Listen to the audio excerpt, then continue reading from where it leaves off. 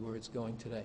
So whether the concept of pay-go could completely apply or not, if you were to provide a clarity to the administration that it's not just added regulation, there's something else that has to come off the table, I think that would go a long way to, or at least part way, to dealing with some of Bill and Marty's comments.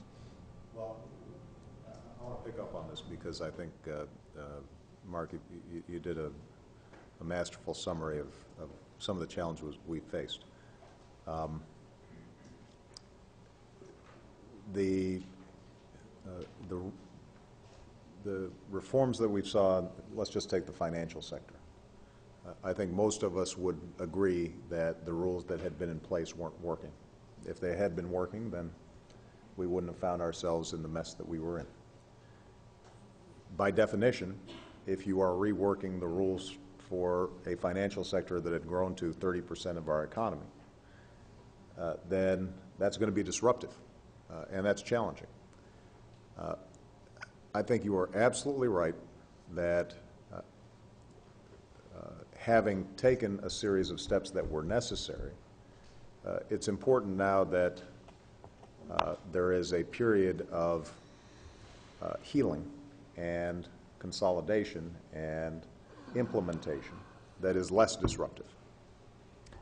And I also think that part of that process involves going through what's already on the books to see, are there areas that have outlived their usefulness, that no longer serve a function, particularly if you've got a new set of rules in place that are going more directly to current economic arrangements. And so OIRA, the agency that's charged with looking through rules, I mean, part of what we've been in discussions with them about is how do we take old rules off the books, not just add new rules on. And that's something that we want to move forward very aggressively on. In fact, when the Business Roundtable came to us with a list of things that they felt were adding uncertainty, I mean, I will tell you, some of the things they had on the list, which were equal pay for equal work laws, our attitude was, feel certain that I think women should be paid as much as men. And, if you should just take that to the bank, that's something that I think is the right thing to do. There were other areas where they had some legitimate concerns that you had contradictory regulations that were working at odds with each other, and really at this point didn't make sense. And what we're trying to do is go through very systematically to see where we can eliminate unnecessary red tape, unnecessary bureaucracy, regulations that have outlived their usefulness. And what we're also trying to do is make sure that in the implementation of the new rules that have been put in place, that there's a collaborative process so that people have input and can get some confidence that these aren't just being put together willy-nilly. I will tell you that there are some examples, the one you just raised, for example, if we've got too many forms that are regulating mortgages, where we fought pretty hard to try to streamline it. It was tough. There are a whole host of jurisdictional and political issues that come up, and we'll continue to try to work on that front. But I think your general point that you can't just add new laws without taking away some that don't make sense is important. I also want to pick up on the point Laura made about taxes. We'll have to have a longer conversation about why we think businesses choose to invest or don't invest, where the sources of uncertainty are.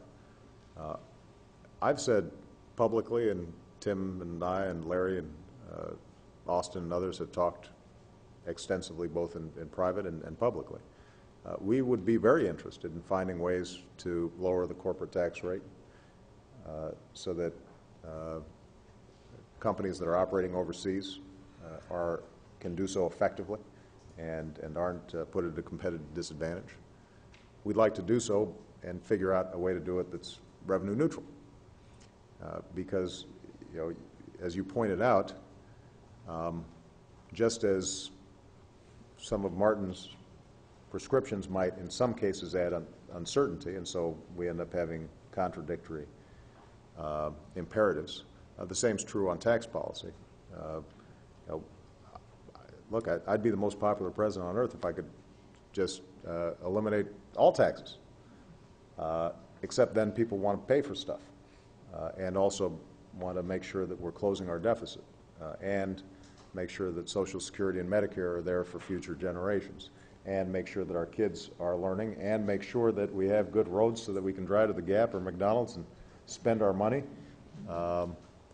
And that means we're going to have to make some choices. But I do want to say to this group, and I know that there was a subgroup that already worked on this, and it was somewhat inconclusive, but I'd like to continue to drive forward.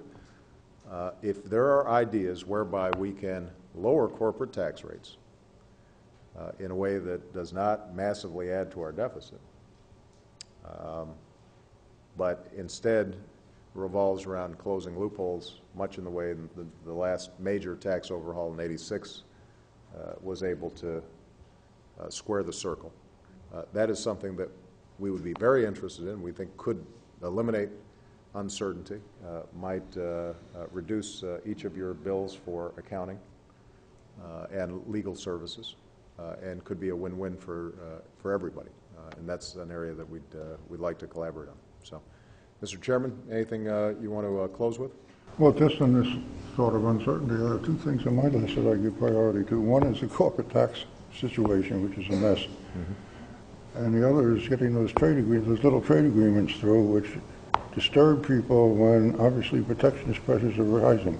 Mm-hmm. And I think both of those agreements are in our interest. They're small, they're minor, but they give a signal, an important signal right now. I agree. And Korea is not so minor, especially when the EU and Canada have already wrapped up trade agreements with Korea. Yeah, so it's more important to do it. Yeah. Yeah. So, see, this was a fun conversation. Went a little off script, which is good. I liked it. Amazing. I enjoyed it. Thank you very much, everybody. And I'm looking forward to. I like the fact, by the way, that our cabinet members were able to join this. I think this is a format that will work better for future meetings. Thank you.